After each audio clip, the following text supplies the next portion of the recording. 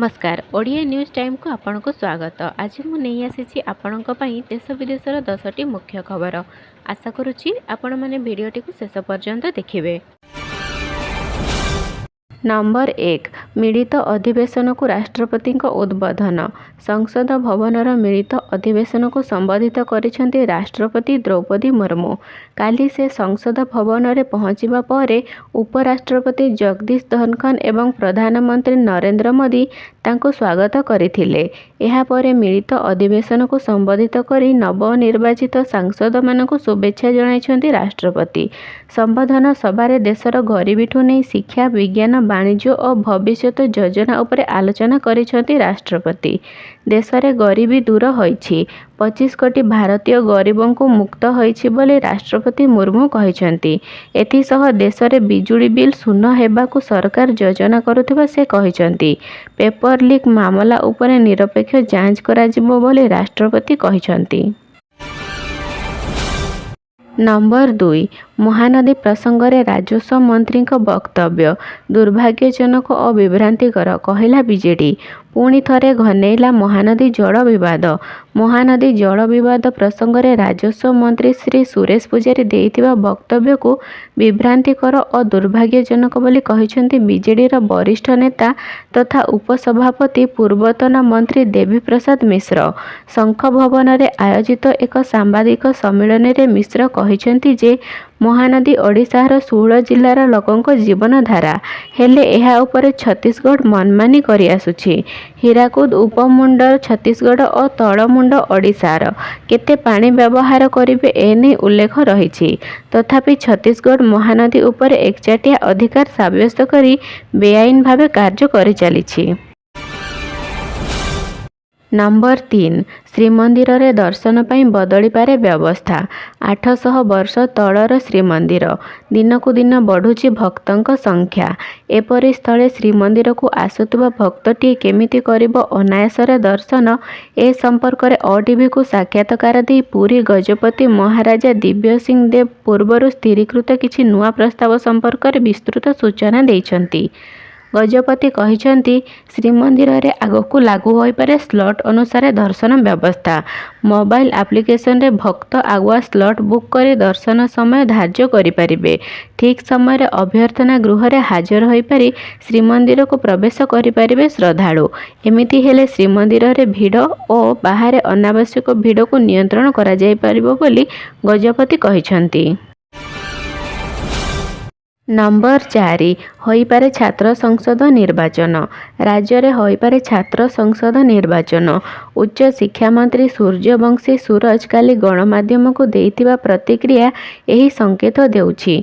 उच्च शिक्षा मंत्री कहिसेंती राज्य में छात्र संसद निर्वाचन यथार्थता रहिछि। ए नै विचार विमर्श चलिछि। सरकार जहाँ भी निष्पत्ति नेबे छात्र समाजर सकारात्मक दिग को दृष्टि रे रखी निष्पत्ति नेबे। छात्र संगठन दाबी महत्वपूर्ण, तेबे जहाँ ठीक हेबो सरकार निष्पत्ति नेबे। 2017 मसीहारू राज्य में छात्र संसद निर्वाचन बंद रहिछि। नंबर 5 पाणीपाग सूचना। आसंता 5 दिन पर्यंत राज्य में बड़ वर्षा। 14 जिला को अलर्ट। आसंता 5 दिन पर्यंत राज्य में बड़ वर्षा हेबो। उपांतर उपकूल सबुठी प्रबल वर्षिबो। घूर्णिबलय प्रभाव में सारा राज्य में वर्षा लगी रहिबो बोली पूर्वानुमान करिछि आंचलिक पाणीपाग केन्द्र। 5 दिन जाए घांटिबो घूर्णिबलय। उपांतर उपकूल में प्रबल वर्षा। आज प्रबलरू अति प्रबल वर्षा नहीं जगतसिंहपुर केन्द्रापड़ा एवं भद्रक को सतर्कता। सृष्टि हेबो आकस्मिक बन्या। कमिबो दृश्यमान दूरता। उपजिबो ट्राफिक समस्या। पहाड़िया अंचल में धसिबो माटी अतड़ा। सतर्क कराइला पाणीपाग केन्द्र। आज प्रबल वर्षा नहीं बालेश्वर मयूरभंज केन्दुझर पुरी खर्दा कटक जाजपुर झारसुगुड़ा संबलपुर बरगढ़ एवं सुंदरगढ़ को सतर्कता जारी करा जाइछि। सेही बड़ी 29 एवं 30 तारिख में आभ्यंतरीण ओडिशार सबु जिले में प्रबलरू अति प्रबल वर्षा नहीं आकलन करा जाइछि। नंबर 6 70 ଡେଇଁଲେ ପ୍ରତ୍ୟେକ ଭାରତୀୟଙ୍କୁ ମିଳିବ ମାଗଣା ଚିକିତ୍ସା। 70 ବର୍ଷ ବୟସରୁ ଅଧିକ ସମସ୍ତ ଭାରତୀୟଙ୍କୁ ମାଗଣା ଚିକିତ୍ସା ସୁବିଧା ପ୍ରଦାନ କରାଯିବ। ଭାରତ ସରକାରଙ୍କ ଆୟୁଷ୍ମାନ ଭାରତ ସ୍ୱାସ୍ଥ୍ୟ ବୀମା ଯୋଜନାରେ କୌଣସି ସ୍ଥାନରେ ଏପରି ସୁବିଧା ମିଳିବ। କାଲି ରାଷ୍ଟ୍ରପତି ଦ୍ରୌପଦୀ ମୁର୍ମୁ ଏପରି ଘୋଷଣା କରିଛନ୍ତି।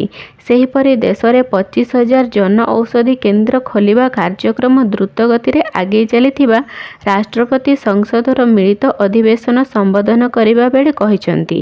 ସେ କହିଛନ୍ତି ଆୟୁଷ୍ମାନ ଭାରତ ପ୍ରଧାନମନ୍ତ୍ରୀ ଜନ ଆରୋଗ୍ୟ ଯୋଜନାରେ ମାଗଣା ସ୍ୱାସ୍ଥ୍ୟ ସେବା 55 କୋଟି ହିତାଧିକାରୀଙ୍କୁ ଦିଆଯାଇଛି। ଏବେ ସରକାର ଏ କ୍ଷେତ୍ରରେ ଆଉ ଏକ ବଡ଼ ନିଷ୍ପତ୍ତି ନେବାକୁ ଯାଉଛନ୍ତି। ଏବେ ସମସ୍ତ 70 ବର୍ଷ ବୟସରୁ ଅଧିକ ବୟସ୍କଙ୍କୁ ଏହି ଯୋଜନା ଅଧୀନରେ ସାମିଲ ହେବେ। ନମ୍ବର 7 ନିଟ୍ ଅନିୟମିତତା। ଏନ୍ଟିଏ ଅଫିସ ଭିତରେ ପଶି ତାଲା ପକାଇଲେ କଂଗ୍ରେସ ଛାତ୍ର ଶାଖାର ଆନ୍ଦୋଳନକାରୀ। ନିଟ୍ ମେଡିକାଲ ପ୍ରବେଶିକା ପରୀକ୍ଷା ପ୍ରଶ୍ନପତ୍ର ଲିକ୍ ମାମଲାରେ କଂଗ୍ରେସ ଛାତ୍ର ଶାଖାର ବିରୋଧ ତେଜିଛି। ଭାରତୀୟ ଛାତ୍ର ସଂଘର ସଦସ୍ୟମାନେ ଗୁରୁବାର ଦିଲ୍ଲୀର ନ୍ୟାସନାଲ ଟେଷ୍ଟିଂ ଏଜେନ୍ସିର ମୁଖ୍ୟ କାର୍ଯ୍ୟାଳୟ ଭିତରେ ପ୍ରବେଶ କରି ଏନ୍ଟିଏ ଅଫିସ ଭିତରୁ ବନ୍ଦ କରିଦେଇଛନ୍ତି। ପରୀକ୍ଷାରେ ଅନିୟମିତତାକୁ ବିରୋଧରେ ଛାତ୍ରଛାତ୍ରୀମାନେ ପ୍ରବଳ ବିରୋଧ ପ୍ରଦର୍ଶନ କରିଛନ୍ତି।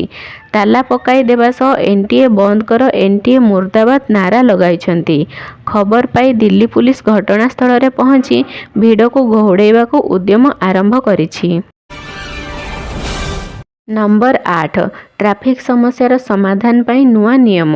କଟକ ସହରରେ ଟ୍ରାଫିକ୍ ସମସ୍ୟା ପ୍ରଶାସନର ନିଦ ହଜାଇ ଦେଇଥିବା ବେଳେ ଏଥିରେ ସୁଧାର ଆଣିବାକୁ ଲାଗୁ ହେଲା ନୂଆ ଟ୍ରାଫିକ୍ କଟକଣା। କଟକ ସହରର ପ୍ରମୁଖ 19ଟି ରୁଟ୍କୁ ନୋ ପାର୍କିଂ ଜୋନ୍ ଘୋଷଣା କରିଛି କମିଶନରେଟ୍ ପୋଲିସ। ନୋ ପାର୍କିଂ ରୁଟ୍ରେ ବେଆଇନ ଭାବେ ପାର୍କିଂ ହୋଇଥିବା ଗାଡ଼ିଗୁଡ଼ିକ ଉପରେ ଫାଇନ୍ ଲଗାଇବା ସହ ଗାଡ଼ିକୁ ଉଠାଇ ନେଉଛି ପୋଲିସ। ଆଇନ ଖିଲାପ କଲେ 500 ଟଙ୍କା ଜରିମାନା ଓ କ୍ରେନ୍ ବ୍ୟବହାର ବାବଦ ଖର୍ଚ୍ଚ ଗାଡ଼ି ମାଲିକଙ୍କୁ ଦେବାକୁ ପଡ଼ୁଛି। ତେବେ ହଠାତ୍ ଏଭଳି କଠୋର ନିୟମକୁ ନେଇ ଅସନ୍ତୋଷ ବ୍ୟକ୍ତ କରିଛି କଟକ ସହରବାସୀ। କଟକ ମହାନଗର ନିଗମ ତରଫରୁ ପାର୍କିଂ ସ୍ଥଳ ନିର୍ମାଣ ନ କରି ଆଇନ ଲାଗୁ କରିବାକୁ ନେଇ ଅସନ୍ତୋଷ ପ୍ରକାଶ କରିଛନ୍ତି କଟକ ବାସିନ୍ଦା। ନମ୍ବର 9 ଏମ୍ସରୁ ଡିସ୍ଚାର୍ଜ ହେଲେ ବିଜେପି ନେତା ଲାଲକୃଷ୍ଣ ଆଡଭାନୀ। ଦିଲ୍ଲୀ ସ୍ଥିତ ଏମ୍ସରେ ଭର୍ତ୍ତି ବରିଷ୍ଠ ବିଜେପି ନେତା ଲାଲକୃଷ୍ଣ ଆଡଭାନୀଙ୍କୁ ଗୁରୁବାର ଡିସ୍ଚାର୍ଜ କରାଯାଇଛି। ଏହା ପୂର୍ବରୁ ହସ୍ପିଟାଲ ପକ୍ଷରୁ ଦିନବେଳା କୁହାଯାଇଥିଲା ଯେ ବରିଷ୍ଠ ବିଜେପି ନେତାଙ୍କ ସ୍ୱାସ୍ଥ୍ୟାବସ୍ଥା ସ୍ଥିର ରହିଛି ଓ ବିଶେଷଜ୍ଞଙ୍କ ଟିମ୍ ତାହାର ଯାଞ୍ଚ କରୁଛନ୍ତି। 96 ବର୍ଷ ବୟସ୍କ ପୂର୍ବତନ ଉପପ୍ରଧାନମନ୍ତ୍ରୀଙ୍କୁ ବୁଧବାର ରାତି ପାଖାପାଖି 10:30 ବେଳେ ଦିଲ୍ଲୀ ସ୍ଥିତ ଏମ୍ସରେ ଭର୍ତ୍ତି କରାଯାଇଥିଲା। ନମ୍ବର 10 ଇଂଲଣ୍ଡଠୁ 2022ର ପ୍ରତିଶୋଧ ନେଲା ଭାରତ। ଫାଇନାଲରେ ଦକ୍ଷିଣ ଆଫ୍ରିକା ସହ ଟକ୍କର। ଗୁୟେନା 2022 ଟି20 ବିଶ୍ୱକପ୍ର ମଧୁର ପ୍ରତିଶୋଧ ନେଲା ଭାରତ। ଗୁୟେନାର ପ୍ରଲିଡେନ୍ସ ଷ୍ଟାଡିୟମରେ ଖେଳାଯାଉଥିବା ଟି20 ବିଶ୍ୱକପ୍ 2024ର ଦ୍ୱିତୀୟ ସେମିଫାଇନାଲରେ ଇଂଲଣ୍ଡକୁ 68 ରନରେ ହରାଇ ଦ୍ୱିତୀୟ ଦଳ ଭାବେ ଫାଇନାଲରେ ପହଞ୍ଚିଛି ଭାରତୀୟ ଦଳ। ଜୁନ୍ 29 ତାରିଖ ଶନିବାର ଫାଇନାଲ ମୁକାବିଲାରେ ଦକ୍ଷିଣ ଆଫ୍ରିକାକୁ ଭେଟିବ ଭାରତ। ବର୍ଷା ବାଧାପ୍ରାପ୍ତ ଦ୍ୱିତୀୟ ସେମିରେ ଭାରତ ଦ୍ୱାରା ଧାର୍ଯ୍ୟ 171 ରନର ବିଜୟ ଲକ୍ଷ୍ୟକୁ ପିଛା କରି ଇଂଲଣ୍ଡ 16.4 ଓଭରରେ 103 ରନରେ ଅଲଆଉଟ୍ ହୋଇଛି। ଭିଡ଼ିଓଟିକୁ ଶେଷ ପର୍ଯ୍ୟନ୍ତ ଦେଖିଥିବାରୁ ଆପଣଙ୍କୁ ବହୁତ ବହୁତ ଧନ୍ୟବାଦ। ଏହିପରି ଅପଡେଟ୍ ନ୍ୟୁଜ୍ ପାଇବାକୁ ହେଲେ ଆମ ଚ୍ୟାନେଲଟିକୁ ସବସ୍କ୍ରାଇବ୍ କରିନିଅନ୍ତୁ।